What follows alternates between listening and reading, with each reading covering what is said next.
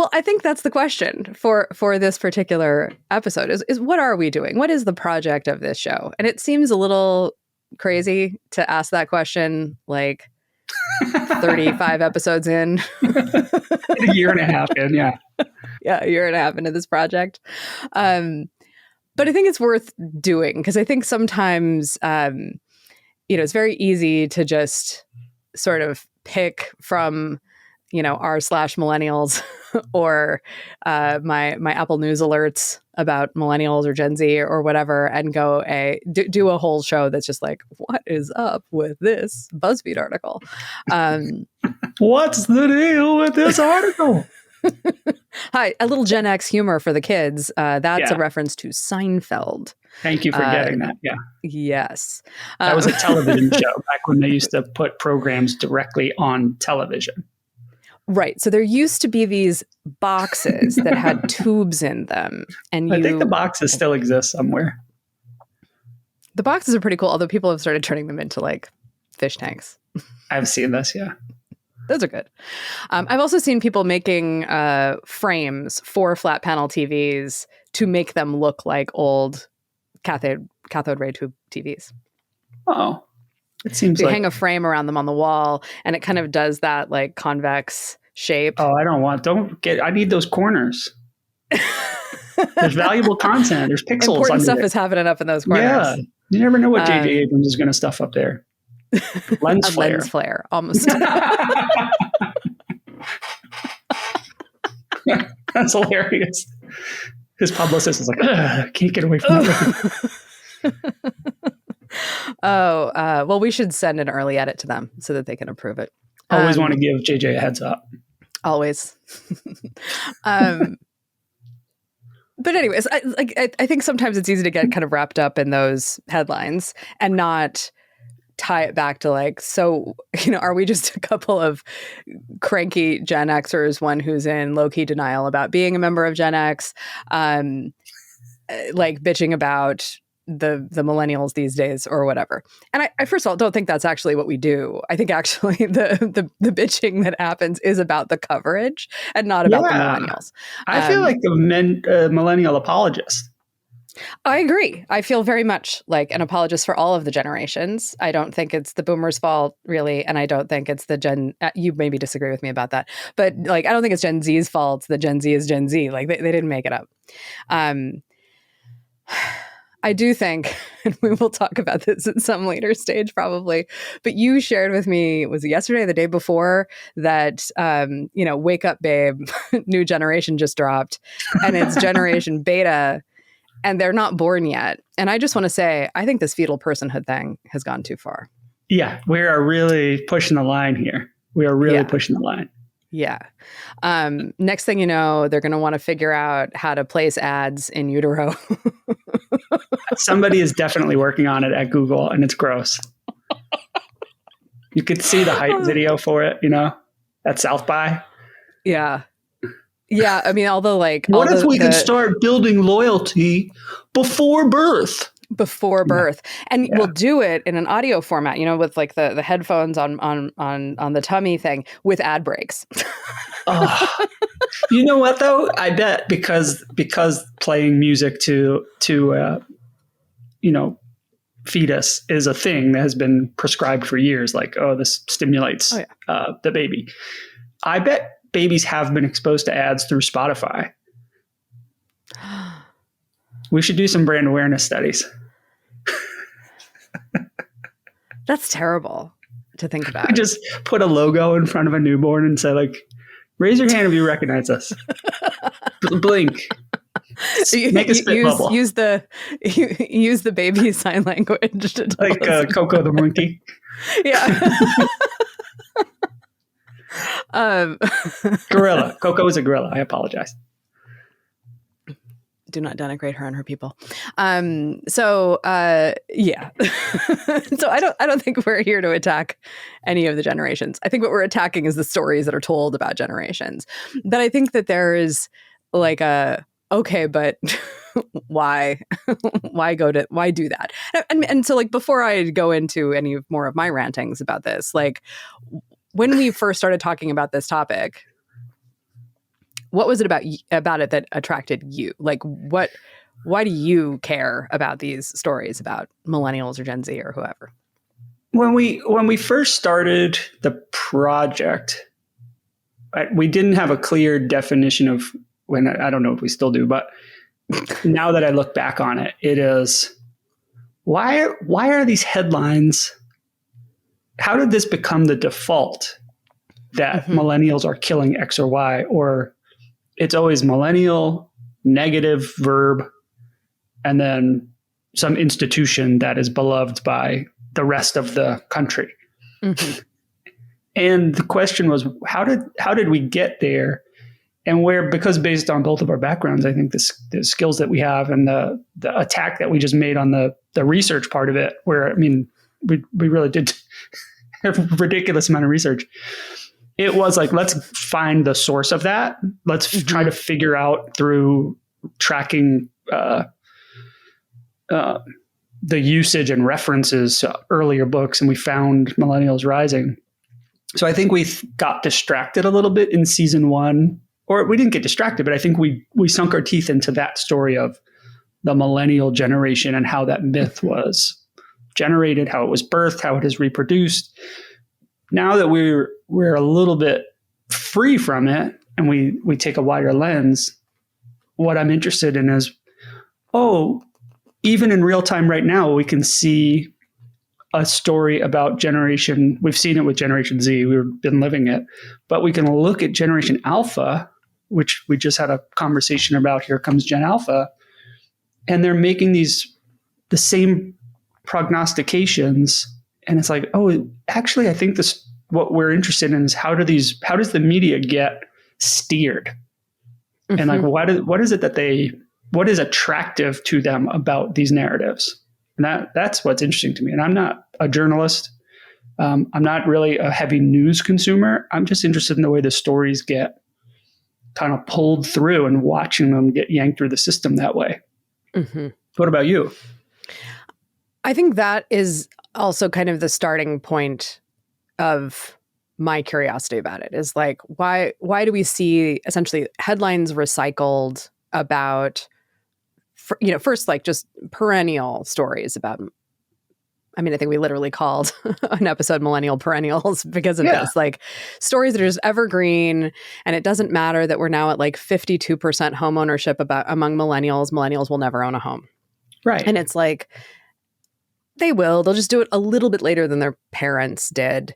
And, and then like, whatever. We can constantly rehash that conversation. But and I have a little bit of rant about homeownership for the end of the end of this conversation, but like, because I think it's emblematic of this bigger thing I'm driving towards, which is, I think I started there with like, why do you keep recycling this? Is it just like convenient clickbait? Does it sell ads? And I think the answer is yes. And it's also become something that, like, so why is it so effective at being clickbait? And I think one of the reasons for it, based on a lot of the interviews we've done with people who are of that generation, where frankly, I think I would have expected them to challenge the narratives more. Yeah. Or to say, I don't think these narratives really apply to me. And I think I expect, and they all do. I mean, everyone has some way in which they don't feel like that part of the myth applies to them. But the thing that surprised me was how generally accepting of the broad strokes elements of the narrative everyone we've talked to has been. And they're even like, to the point of, but I'm different. Yeah, I might be different in a little bit of a way, or like, I mean, sure, I ate avocado toast, but only because my mom liked to make it for a snack, like whatever, there were those kinds of like those things. But then you also have, I think before this episode comes out, you'll have heard hopefully an episode where I talked to Anne Helen Peterson from Culture Study. And there's a degree of almost defense of the narrative that, like, as the narrative starts to, and she did write a piece at one point about, like, if you are now a homeowner and a parent, are you still a millennial? Like the elements of that story are such pillars of the identity that if you cross the border into being a homeowner or a parent, are you still part of that identity? Has that part of your identity gone away? And I think that creates a really weird social phenomenon, which is that, and I really do believe that the first generation to have this happen to them was millennials. And that is that the, publishers, advertisers, politicians, whatever, all kind of coalesced around an idea that this echo boom generation, the boomers' kids, were going to be a certain kind of a way. Right. And that story was not just there for Howe and Strauss to sell books. It was not just there for clickbait and whatever clickbait didn't exist yet. It was in a way to shape the consciousness of that generation, was to say, this is what we want you to be like. This is what we expect you to be like. This is, in order for you to be a next greatest generation, these are the things you're going to have to accomplish and roughly when you'll need to have accomplished them by. And if you don't do that, then you're not the greatest generation. You are something else. You have fallen short in our view of you. It's like every parent, what every parent does to their kid is like, you will go to college, you will be a doctor, you will do that. And then it's like, oh, shit. Right. Well, I mean, still love you. Okay. Yeah. Better. But I think the problem with that is then, I think that's become really internalized. And so a lot of the anxiety and unhappiness and, I don't know, like generational negative self-talk that happens for millennials and may happen yet for Gen Z.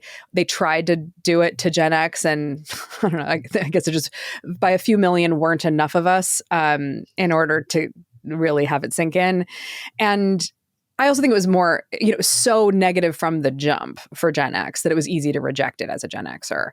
Yeah. For millennials, it was so, you are beautiful, you are wonderful, you will be the best ever. We are going to hold you and protect you and then launch you into the world. And then you're going to do great things. And then it's like, 9/11, 2008, blah, blah, blah. All of these kind of coming of age moments for them. And it's not that those things actually knocked them off any kind of trajectory. That trajectory was an imaginary trajectory to begin with. It was never going to apply to more than about a quarter of that population anyway, because it is so focused on the college bound and the college educated. And frankly, the white and the affluent. And so when you're only ever describing about 15% of a generation and then expecting everybody else in the generation to live up to it, and then living in this era of media proliferation, it's just, I feel for millennials because I feel they have been sold a bill of goods that is not just like, this is how your life is supposed to be. It is instead, this is who you are supposed to be. And if you do not become that person, you have failed. Yeah. And that, I think, is extremely damaging. And I think it's extremely damaging in several different ways. That being said, I think it's important to acknowledge that that's not just happening to sell books and ads. It has an ideology. It is a project. When you look at the greater body of work done by the guys who wrote Millennials Rising, you can start to see what the project is. When you look at some of the ideas books that have come out since and continue to come out about generations or just about young people, you can see the project and its ideology in action. And I think that is a thing that, as we've looked at more and more of these headlines and seen these patterns repeat and started to dig in on what are the underlying facts of this and how true is it? Because these stories all contain some amount of truth. They're not entirely invented. But I think in the process that we've been along, trying to pick out which parts of that narrative are true and unpick the parts that are bullshit, the thing that's emerged to me is this feels like a project. It feels like there's enough kind of common interest in pursuing this narrative and promoting this narrative that there's a project here, and we should really try to understand the ideology of generational analysis as much as we should try to understand, it's only a half true, that stuff is interesting. But I think what it reveals to me is, so if it's only half true, why do we pick this side of the coin to emphasize? Even in talking to Anne Helen, when I said, we're a little over half of millennials being homeowners, she's like, but only just. And it's like, okay, but the youngest millennials just turned, 34?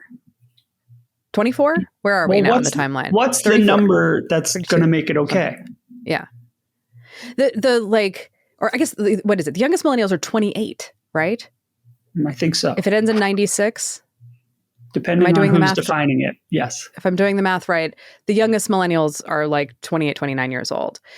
So the thing about that is, and I was going to save this for later, but like the historical data on this is really clear, and the current data on this is really clear. The average age of a first-time homebuyer is 33. In 1981, the average age of a first-time homebuyer was 29.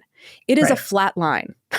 Okay, it's edged up 4 years, and that at a population level feels like a big deal. And it is a big deal at a population level. It's a big deal to people in the real estate market. It's a big deal to local governments who get their money from property taxes. It's a big deal for the price of housing. It's a big deal for a lot of things. But you millennials are not behind. You are kind of on track. And so like, don't sweat it so much. Like the 28-year-old still have 5 years to go. Part of the question I have about someone like Anne Helen Petersen, of course I expect her and want her to defend her writing, her work, her thinking, like great. But I wonder, when we've talked to other journalists, it's kind of like, oh, well, I have this entrenched position, no matter how it came upon me. Now I'm in this position where I have written these things about millennials. And so it's hard to get them off of that spot. They dig in. And it's not quite like, I can't tell if they believe it or if they just think that going back on it might make them look hypocritical, or it's almost like they have an ownership in their part of the story where they're holding up this part of the tent. I think it's less maybe motivated in that sense, but I think it is that most of these journalists that we've talked to are themselves millennials. True. And so they have also been bathed in this story for their entire adolescent and adult lives. Yeah. And so like as the subject and as one of the writers. Yes. So they are writing about themselves a lot of the time.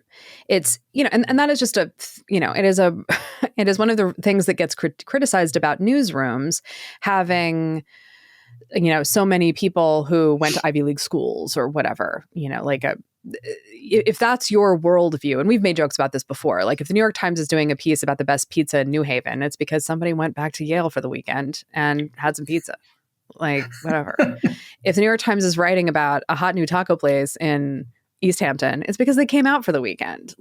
They're writing about themselves. And that's a very human thing. It is not even really like a criticism that I want to level here. I think they should do more writing about other people. The problem, of course, then becomes one of how much time do they get to develop any real ability to engage in perspective taking with people who are not like them. And so I think one of the things that happens in these conversations where it's like, it's even kind of funny talking to Anne Helen Petersen about only just half of them, because my understanding is she's one of the half that have a house. Like she has crossed one of the thresholds into not being a millennial anymore. And, but like the need to kind of hold on to that, the elements of the identity's narrative are really strong. Like, I think it's even, I think frankly, it's even present in some of the jokes about Gen X of everybody being feral and free range and drinking out of garden hoses. Like, right. Okay, I mean, I guess I have vague memories of doing that. I didn't think it was life-defining, but sure. I mean, I've never introduced myself at a party saying, so the thing about me is I used to drink out of a garden hose. Like, if we have one common identifying circumstance, garden hoses. Garden hoses. I definitely did do that. But I have another question for you. Speaking of life-defining circumstance or events. So part of the theory that has been spun and kind of gets like a head nod is that generations are defined by these global events or huge events. And so we always say like, oh, the Great Recession, World War II. Do we know that that's true? Or are they time markers looking back and saying like, I know people would say, oh, my grandmother lived through the Great Depression, so she was very careful with money. You don't know if that's why.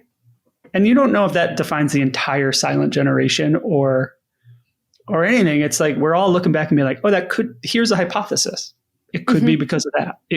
So we say millennials are defined by the Great Recession or Y2K or some other random thing. Is like, how you can't know that in 2024. You absolutely cannot. And nobody can ask the question because some of the millennials were not conscious to get like, oh yeah, 9/11. I remember I was 4 years old and it stays with me to this day. Like they don't know how to report on that impact to their psychology. I think that this is where we get into. So, I mean, obviously, there's the major world historical events version of defining generations. And then there is Twenge's approach, certainly in the Generations book, which is that she wants to connect that stuff intersecting with technology, broadly speaking. All of these things are ultimately semi-arbitrary analytical frames. And so, like, you're just picking a frame and seeing if it creates a nice, tight narrative. And I think what happens is, the more you use your frame, the more wedded to the frame you become, and the more convinced you become that the narrative is conforming to your nice, tight frame. And, somebody else who doesn't share the like precept is going to come along and go, really though? Yeah. I mean, one of the things that, as I've been reading Generations, again, nothing in the book stands out to me as fabricated. It's not made up. No. It's just very selective. Like there are extremely selective choices being made about where to put the gray shading on the decades-long trend bar in order to articulate a life stage for baby boomers or millennials or whomever. Right. And there's a decision being made not only about where to put that gray bar from a, life stage of the generation point of view, but also like they're trying to draw your attention to that part of the chart, ignore the rest of the chart, because this is the part of the chart where something goes really bonkers. Up or down. It goes really up or really down. And the thing that's hilarious is if you look at the wings of either of those, on either side of the gray bar, or the gray shading of the chart, there's like a steep rise or a steep fall on either side. And there's no questioning about what happened there. Like why did what was going on with that group of people? And so like, we work in this world, right, where we get asked to write strategy decks, and a lot of things have already been determined before we do any research or before we develop any creative ideas. And so now we've got to fit the story we want to tell when we pitch the campaign or pitch the strategy to the decisions that have already been made. Totally. And in my agency career, I used to refer to things that were solely that exercise, where there was no ability for me to influence anything. Yeah, I used to refer to it as strategy erotica. Like it was just fantasy. It was just there to make people feel good. Yeah. It was there to turn people on about whatever the creative idea was. It was not there to actually make a case. No. It's supposed to make you feel like a case was made. And the reason it's erotica, meanwhile, the CEO has already pushed this button, and you're like, right. Okay, let me make sense of why they did that. Here it is. Yeah. And I go, great. Yeah. And like sometimes that's fine. I don't actually believe that every creative idea needs to have the most brilliant creative brief behind it. Sometimes an idea just happens and it's great. Yeah. And I think actually probably on balance, it's about as likely that sometimes just a great idea happens as it came from a great brief. And I, come at me, planners. I'm ready to have the fight. I think they know. Some of them really want to have the fight, though. I know. They like to argue. That's good. I think, again, this is the other thing, for anybody who's listening who didn't work in advertising agencies, a thing that Adam and I have in common is we both started out as creatives and then became strategists. So I think we come from a slightly different orientation than people who, like, no offense, got their English degree from Brown and then became a planner. You're thinking of a very specific person. I'm thinking of like 6 very specific people, actually. I don't know who you are. Yeah, exactly. Woo. Shots fired. And I love you. Yeah. But anyway. But I think that, like, I think that's part of what's happening is like, I have selected my frame and I'm going to force fit. Not that I'm going to force fit. It's just like that frame becomes the mode of analysis. When I was at Holland Partners a million years ago, we had a framework for how brand communications worked. And it starts with registration of the message. Did you see the ad? Did you pay any attention to it when you saw it? Yes. Any attention to it at all? The second part of that, then we start looking at different levers you can press and pull on. Like, is there a promotion, or is it on offer for a discount or something?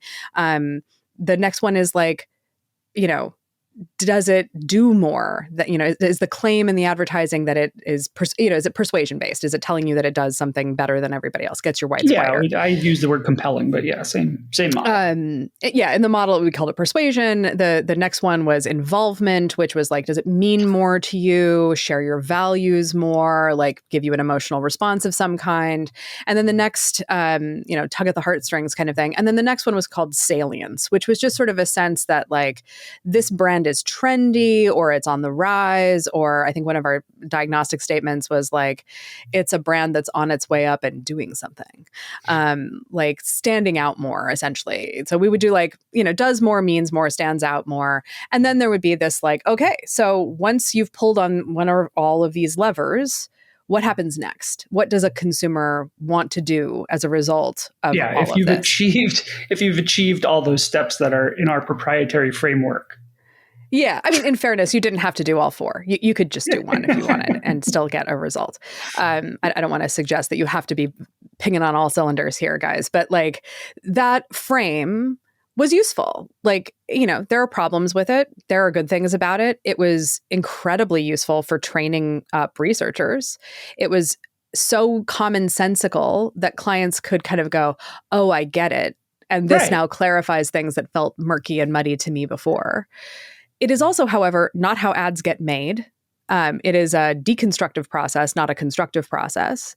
And so like you can't reverse engineer the model into a creative brief, really. Mm-hmm. I mean, you can try, it's fine. But again, we're back to the problem of like, I don't think it necessarily yields great ideas all the time. And the other thing about it is when we then said, okay, well, digital advertising is here to stay. So, this is early aughts, like we should do some research on whether the model holds true in digital advertising. And here's the problem. What was the method we used to test digital advertising's effectiveness? Our model.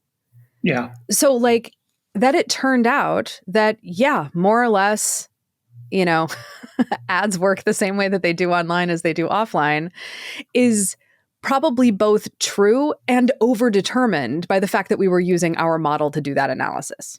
Yes. This is a great analogy for where we are with it's not,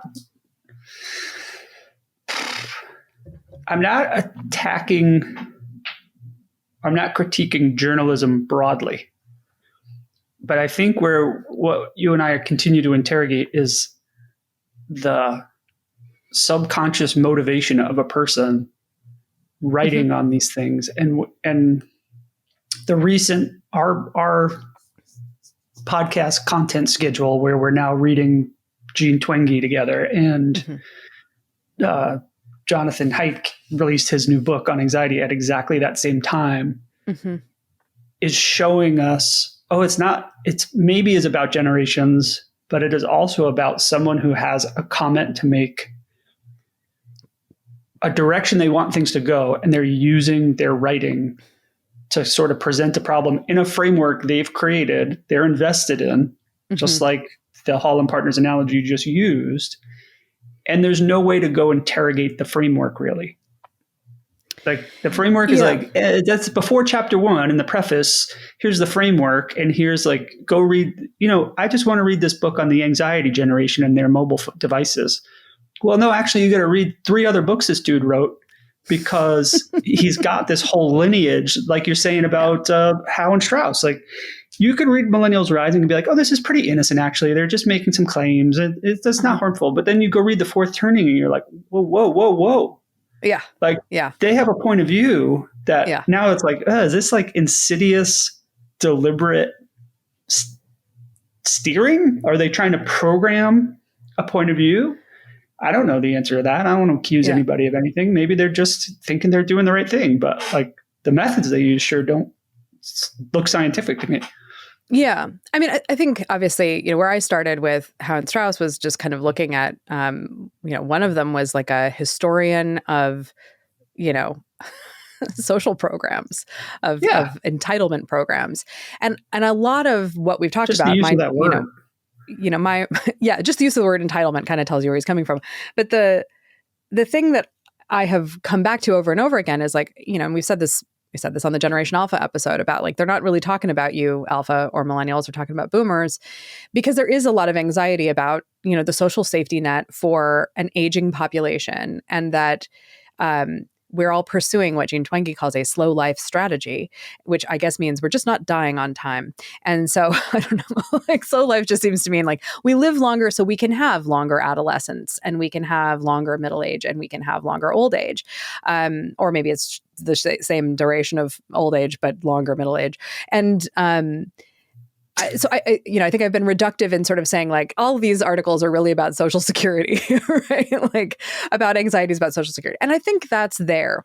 But I also think in reading Generations by Twenge, the invocation of the distinction between an individualistic culture and a collectivist culture is where I start to see the ideology poking through, right? Like there is, first of all, like the working definitions, and I'm going to try to be neutral in my descriptions of them, is individualism means every individual person being equal in society and before the law. That's what an individualistic culture is.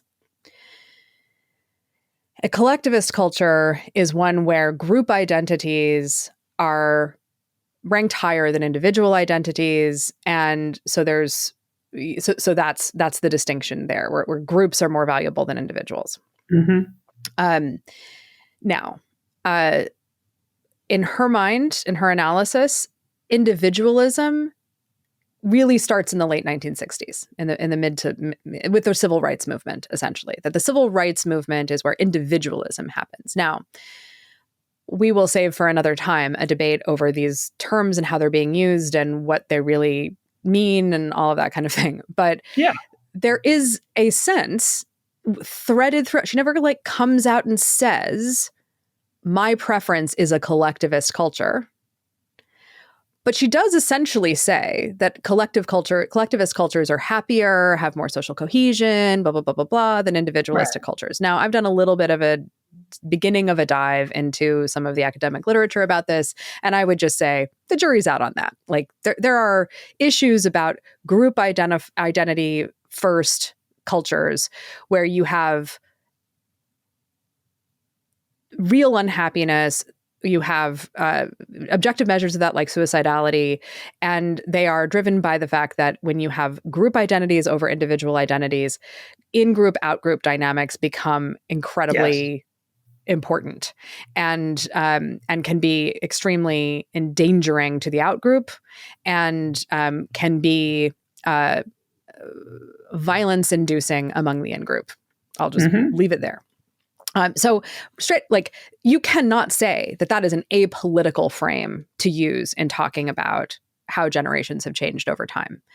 And there is some sort of nostalgia about generational analysis that is always, I was trying to get my head around this because I think that the reason journalists write the way they write about it and that editors commission these pieces is partly out of the desire to predict the future. And I'm thinking a lot about this. Obviously, it's an election year, crosstabs, whatever. Like all of that stuff is very like people want to be able to predict the future. And and Twenge comes out at the beginning of Generations and says, one way to predict the future is to look at young people today. I'm not sure that's true if you look at a generation from cradle to grave. I'm not sure that trajectory is always in the same general direction. And in fact, in the chapter on boomers, she talks about a rollback from the stereotypical boomer as leftist radical, right? Which, by the way, was not most of the boomers. But in any event, it was not even close. But like so I think some of it is this like desire to predict the future. We want to know what life's going to be like in the future. But the other thing is that future is actually pretty short-sighted. They're not thinking about 100 years from now. They're thinking about, 20 years from now when I'm old. What will it be like? And they're also not really thinking about the present very deeply. So it's very like looking back, or it's trying to project forward. My sort of avatar for this is like plenty of pieces about the first Gen Z congressman, but nobody's talking about the first millennial cabinet member, who is Pete Buttigieg. Right? like poor Pete. Right. Totally being nixed from this whole thing. And so I think the thing I started to come to was like, it's as if we can only see a generation through a scanner darkly, or through a mirror darkly, if the Bible is more your thing than sci-fi. Like, we can't really perceive ourselves except as in juxtaposition to either the generation before or the generation after, or a bit of both. And as a result, we don't really spend a lot of time imagining the middle age of millennials or the old age of millennials. Instead, we immediately shift to imagining the coming of age of Gen Z and Gen Alpha, because that seems to point to the future. Like, there's something that happens when you turn 40 where it's like, well, you're cooked. No more future coming from you, even though this is the age at which generations enter their most political power. Yeah. And their most economic power and their most social power. Like, they're raising children, they're serving in office, they are running corporations, they are making decisions, they are voters. They're all of these things that actually is shaping the near future in a way that Gen Z is not fully online for yet. Gen Alpha is certainly not even close. And Gen Beta isn't alive yet. So they have not yet become babies. Don't worry about that. They're going to be the most diverse and digital first. And so I think there's this like wanting to predict the future, and then also kind of wanting to look back at the past, because there are certain parts of that feel better than what we like. As we look to the future, what do we see? We see things like more pandemics, climate change, political unrest, the disintegration of democracy, whatever. Like, you can have that view of the world. You even like the techno-optimistic view of the world is we're all going to become interplanetary species and not live on this godforsaken planet anymore. So like, even the optimism isn't very optimistic. Exactly. Right. So, for our optimism, we look back. And that is also a kind of reactionary position. Like, it is an ideology as well. It is bad for politics. Nostalgia is not, generally speaking, great for politics. And like, I just like, I guess the thing I keep thinking about is just how I don't know, maybe it's the poli-sci degree. I don't know. But I just am like, every time I encounter these texts, I'm like, there is a political project happening here. And they're just writing about it like, it's just a trend book. And it's like, but it's not just, you have a project, and the project is some sort of nostalgic return to a collectivist order where group identities were more important than individualistic identities, and everybody was happier. Except, were they? And ideas don't work that way, that you could just say, I'm going to write this trend book and it's going to stay in its little capsule, and people who read it will make their decision on it, and then they will move on to the next piece. She's written, I don't know how many books, 5 or 6 books on touching on this topic, a lot of overlap, as we'll talk about in next week, I think. And those ideas get to the next person who's also writing. And I will give her the credit for the rigor of her research, even if I don't agree with all the conclusions she gets to. Yeah. She's a PhD. Obviously, she's very smart and good at what she does. But the person writing the next piece has a different context and has a different body of knowledge, but still gets injected with her idea. And then the person who's reading it, the next thing.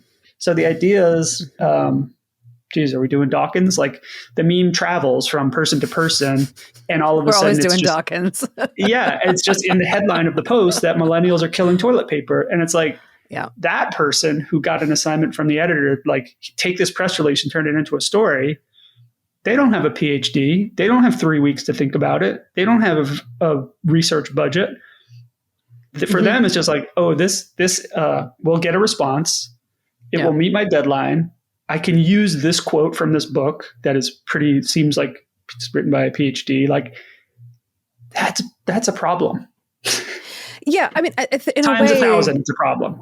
One off, it's not a problem, but times 1,000, it becomes a problem.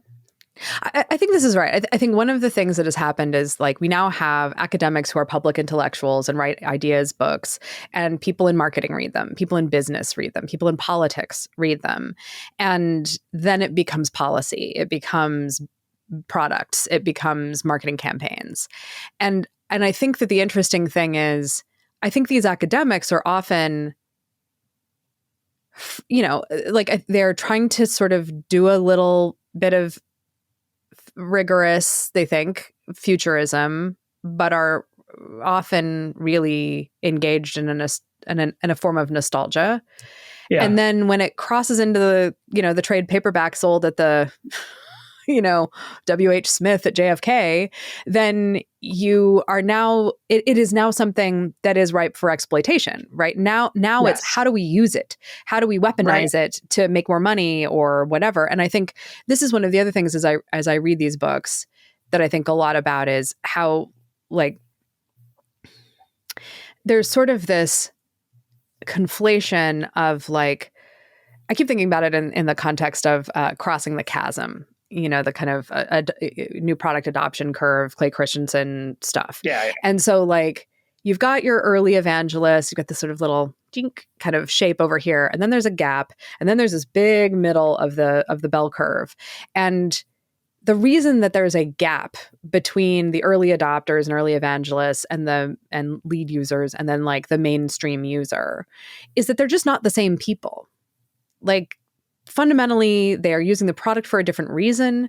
They are in a different industry. They have a different mindset, whatever. They are not the same as those early users. Those people in the mainstream are paying attention to the lead users and the early adopters, but they're, like, I always think about this. Sitting in a bar at, like, a tech meetup with a friend of mine who is not in the tech business. And we were this is years ago, talking about Foursquare. And, one of the guys that I knew in that bar was, like, the mayor of that bar on Foursquare because he checked in every time he went there. Right. And, like, there was a lot of that going on, points and medals and whatever. And she was just like, I just would like it to be I would like it to be a better Yelp. And I would like that better Yelp, I want to be clear, not better help, better Yelp to be something where I can also find out if my friends are there right now. Like, that would be fine. But mainly what I'm looking for is a good the good recommendation, which is kind of where Foursquare went as a product, more or less. But, like, she's over there on the other side of the chasm. All my friends who are checking in and maintaining their mayoralties of the bar are on the other side of the chasm. They were into the gamification of it and the novelty. And in these generational analyses, whenever we're talking about millennials doing something, they're actually in the mainstream adopter. They're in the mainstream customer group. They're not in the lead evangelist group. Like, those are the generation before.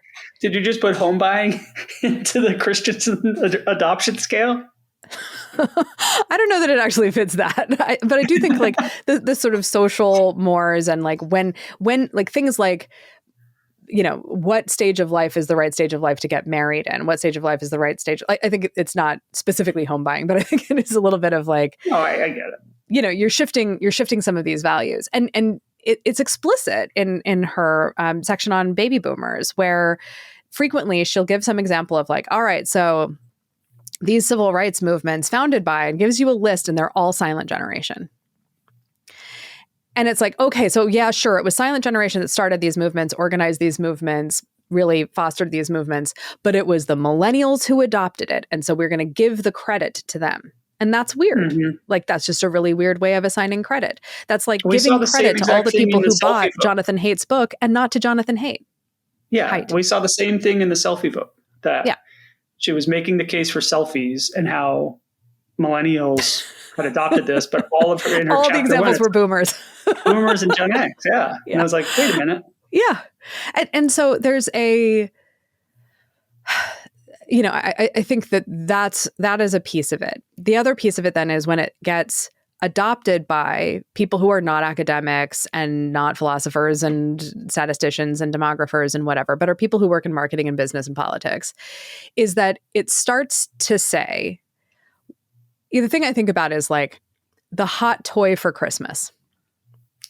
The hot toy for Christmas is according to whom? According to Mattel, Hasbro, whomever, right? It's right. Not actually according to kids. And then it's like, okay, we need to market this really heavily to the kids so that the kids will ask for it when they go see Santa at the mall or wherever they see Santa now, because malls are dead, right? So, or they write their Christmas list and give it to their parents. And then the other part of that push, and the reason it's on the Today Show, is to tell mostly moms that if you want to be a good parent, you better get them that toy. And then someone does like a trend report on how Tickle Me Elmo is part of this whole thing of interactive toys. And this is millennials who are super online. And I don't know, whatever. I'm making stuff up at this point. But like, I bet you I could find that article, actually, as I say it out loud now. I feel like I read it. Yeah. But like, it is exploitative of both the parents and the children. And like, it's trying to get them to buy stuff, right? We've identified a consumer trend. Now let's make a product. Back in time at the article about Tickle Me Elmo or Furby after, it becomes a thing that's like used to define the millennial generation and their tastes. When they were programmed to have that thing, or it was a gift that was given to them. Yes. Like, I have gotten many gifts that I don't use or like. They don't define the me. one from the 80s that I think about all the time is Cabbage Patch Kids. Those were ugly ass dolls. And it just became a feeding frenzy. Like, it was literally. You had to have one because you had to have one. Yes. I think an interesting thing would be to like research the origin of Black Friday, because like I can guarantee you that Cleo Godsey, my grandmother, did not go participate in a stampede the day after Thanksgiving at any mall anywhere to get anything for her kids. I have video of her at Walmart. I'd love to see it. She is passed. That would be hilarious. But I think there's like, the thing then that gets missing from that conversation, though, is the intergenerational aspect of all of these stories. Like someone has to buy the technology for the children in order for them to be digital natives. Totally. Somebody has to think that's important to give to them. And someone has to like have their own sort of sense of identity riding on those decisions. And I think there is a real gap here in the discourse about imagining intergenerational futures. And I think that was part of what made that Australia Day lamb ad so great that we covered a month or two ago, because it did start to gesture towards some kind of multi-generational solidarity. Now, granted, it was all around putting some lamb on the barbecue on Australia Day. But baby it's a start. It's a place to begin. And I think, if you were actually interested in making the future better for anyone or everyone, that you might want to start looking at the ways generations actually intersect around these challenges that we typically ascribe to only one generation or another. And this is where I'll come back to my my housing thing, which is, and I don't know if we've talked about it already, but there was an episode of Today Explained and then a accompanying piece on Vox about young people being unable to afford to buy a house. The main interview in the Today Explained episode is about a young woman in Nashville, Tennessee. She's 23. She's got her degree from Vanderbilt. I think she might have gotten a master's. She took a gap year. She makes $50,000 working in nonprofits, which is, good salary for entry-level nonprofit work. Not great when you consider both the tuition of Vanderbilt, which I understand is now approaching 6 figures per year, or the total cost of attendance anyway, and the cost of living in Nashville, which is going up. Housing prices are definitely skyrocketing in Nashville. But and so part of the story is she, at 23, with this job, lives with her parents and says she feels like she's behind her peers in her ability to buy a house. And so obviously I will go back to the thing I said earlier. She is 23. She has literally got 10 years to worry about being behind her peers. Average age, 33. Flat line since 1981. Right. Probably since before that. Second thing. For context, her parents are, I believe, immigrants. She mentions that her mother is from Somalia. Her father drives a cab. The house she lives in with them, she helped them buy with her savings. But for her money, her probably Gen X parents would not be able to have afforded that house. So this story is actually about a 23-year-old who thinks she's behind on being a homeowner, but is in fact a homeowner. A story about a 23-year-old who feels that she has moved in with her parents, but in a way, all she's actually doing is living in a multi-generational environment where the cost of housing is so high, that's the only way to afford a house. Right. So she didn't move back in with her parents. She helped her parents buy a house and they all live together in their house. In the meantime, clearly she's receiving cultural messages that she should be able to buy a house in her 20s, even though nobody does. And the thing that I felt as I was listening to the piece was two things. One was I feel for her. Like she has been bathed in a story that literally wasn't built for her. It wasn't built for the children of immigrants living in Nashville who drive a cab. It was built for white people in Cherry Hill, New Jersey, who are going to send their kids to Penn. Like that's who it's for. And I think like this is obviously anxiety inducing for her. It is affecting her sort of sense of self-esteem and what's possible for her when she has really plenty of time to work all of this out. And I worry that like for people in her situation, the generational expectations are never going to match reality. And I wonder what that does to her. Does it cause anxiety for her? Does it cause depression? Does it influence her choices about what she's going to do personally or professionally or politically? Like all of these things, like, is she going to have a partner? Is she going to get married to someone she doesn't really want to get married to because at least she'll get to go live in some other house? Like that is a set of decisions that like she doesn't really have to make. She's doing just fine. No. And the other thing that I was thinking listening to the piece is like, wow, here's the difference, I guess, between a taken for granted that generational stories are true journalist's perspective on this story versus what I as a qualitative researcher would take out of this interview. Because what I as a qualitative researcher would take out of this interview is like not that she's a 20-something who's behind in buying a house and has moved back in with her parents because the rent's too damn high.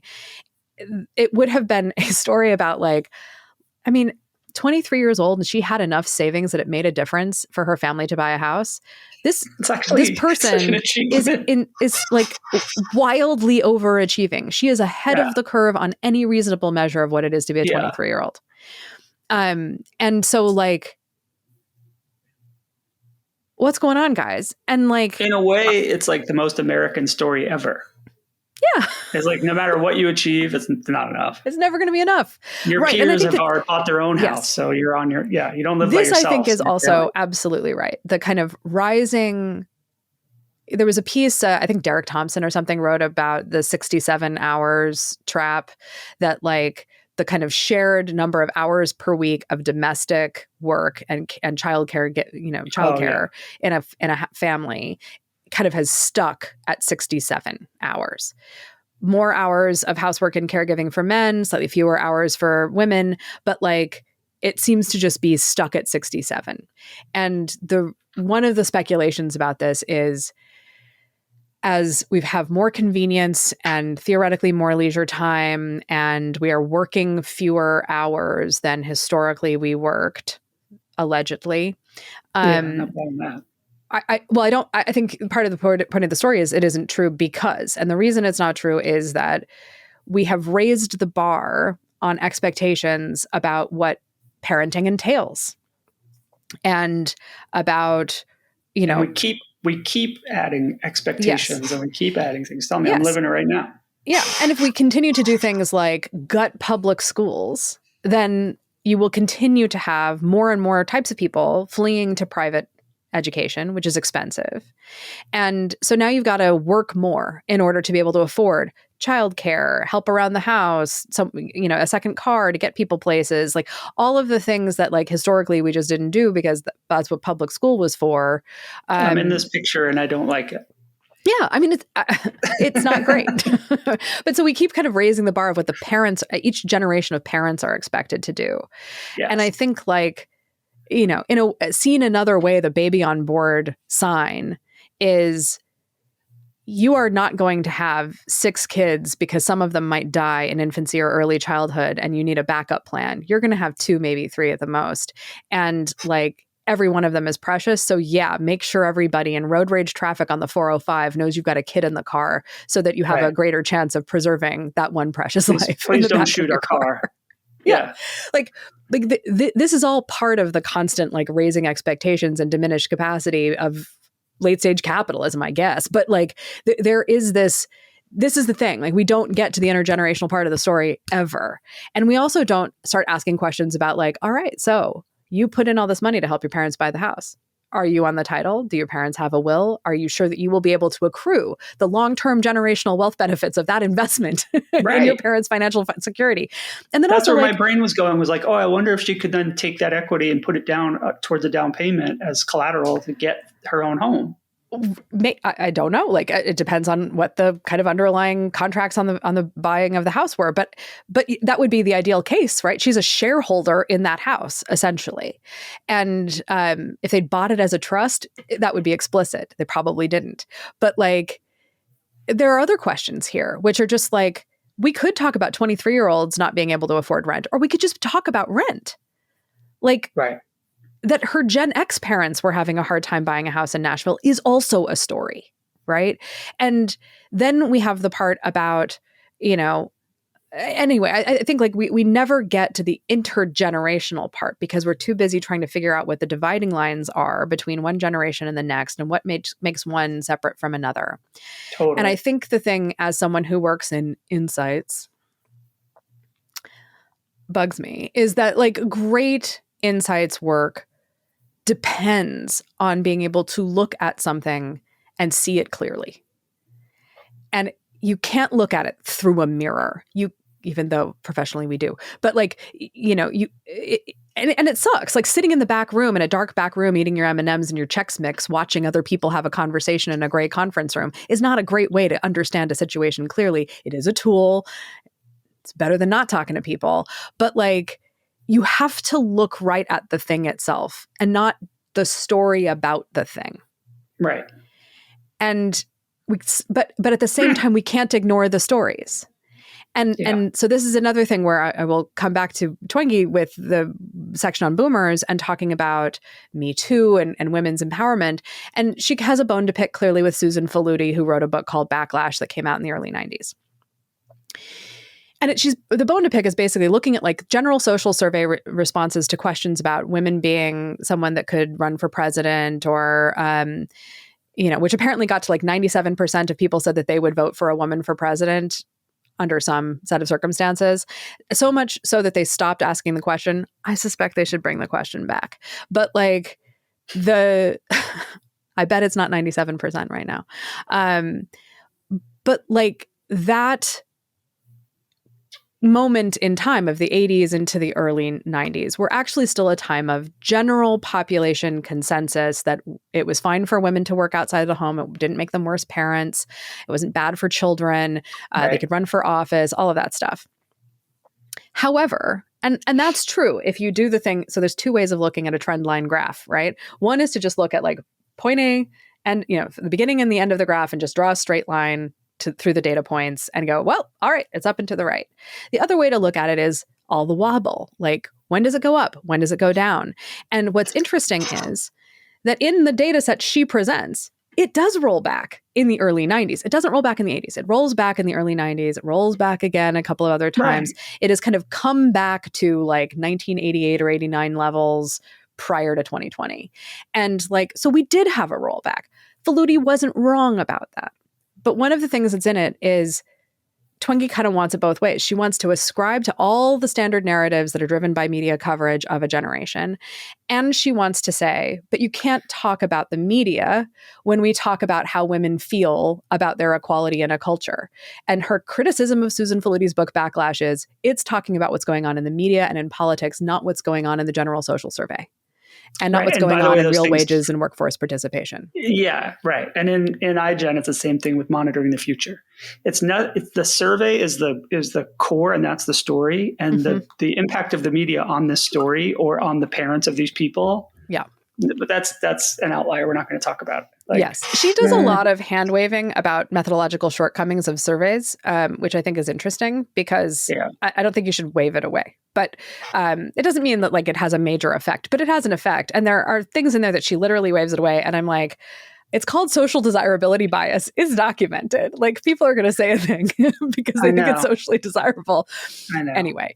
But I do think like there's this like wanting it both ways of use the story as the frame, but then discard the story when it's inconvenient. Yes. And then it's never like integrative. It never brings together the generations. It never talks about the actual like interplay between silents and boomers and Gen Xers and millennials.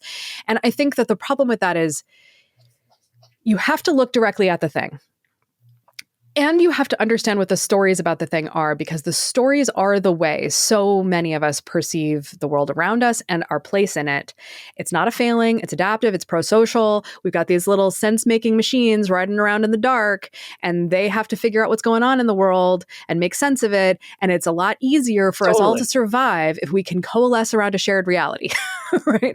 So that's what stories are for. But like, these stories about generations, I believe, are making all of us a little bit crazy. And I think they are dividing us along pretty arbitrary lines for the benefit, certainly, of people who sell books and ads. But also, it seems to me, to the benefit of anyone who would be threatened by actual sort of solidarity between generations. And so to me, that's the way I've become radicalized from reading all these millennial headlines over the last year and a half with you, Adam, is I just think like there is a lot here about like, how do we get out of these generational tropes to get back into the idea of, you know, the great imagined community, right? Like, how do we get back in some kind of solidarity with each other where it's not, I can't afford a house because boomers, which is just like, don't even, you know. Yeah. So I think generational. I'm behind. I'm behind my peers. Yeah. Like, no, you're not. No. And I just even think if she like, had not contributed to her parents' home ownership, still not behind. Right. Still not behind. No. And I think these like individualism versus collectivism, like in the middle is a thing that Americans used to love, which is called pluralism, or at least to pretend to love. And I think like these narratives are just another like arrow in the quiver of people who would like to prevent that imagined community from coalescing, who like it separate, like it divided. It's better for them. It's easier for them in their market segmentation. It's better for them politically. It's better for them economically. I don't know. But like, I think there is this way that these narratives operate to create this kind of constant state of degradation, because social cohesion actually like scares some people. And I think it's reasonable for people to feel so steeped in these stories that they have been heavily sold, and that they reflexively defend them because they have become their sense of identity. Yes. And even if the author's intent was not to create that division, it's almost like we live in a time where you have to be prepared for the people who want to create that division to latch onto the ideas. Mm-hmm. And I don't know what the mechanism is to help there, but that's part of, I think, where we look at the media with a critical eye and say, like, do you know that you're othering an entire generation of 70 million people? Or is it just like to write a BuzzFeed quiz that you did that? So. Yeah, I think you're right. I think people who are writing these books and writing these articles aren't thinking about the ways their work can be weaponized. And they aren't thinking about it as anything other than kind of fun and descriptive, I think, most of the time. Unless they're on a mission, which like Haidt currently is on a mission. I'm not totally clear what Twiggy's mission is. I think for the most part, she enjoys describing the generations. But she's got a project in there, and it's something to do with individualism and collectivism, and it makes me uncomfortable. Yeah, I know there's something about it. Anyway, well, I think that's why we do this, guys. I think we've redefined, why we're doing this. It'll probably keep evolving. Oh, sure. I'm sure. I'm sure if I you don't know ask if we're me in going to get 6 to the months, I'll answer have of a this totally one. new theory. Yeah, I don't know if we're going to get to the answer in that one season, but we'll try. We'll see where we get. All right. More to come on all of this, but I thought it was important for us to kind of regroup on what are we doing, why are we doing it. I think we're also like who we're doing it for is important because I think in a way I think we're trying to like shine a light on it for people who work in our industry and depend on this stuff for making these kinds of decisions to act a little more ethically and mindfully about it, and a little more realistically about it, inclusively about it. I think it is also for the journalists who cover this stuff to like, can you start to stand outside yourself a little bit and do some perspective taking on what this project is all about, not just the story, and what you're doing within it. And then I just think like I do want to create a permission structure for all of those people who look at the generational tropes and say, I don't feel like this describes me, to say, that's fine. It probably doesn't. You're not failing.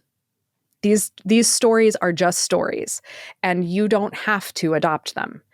If they are not for you, they're not for you. Go write a new story.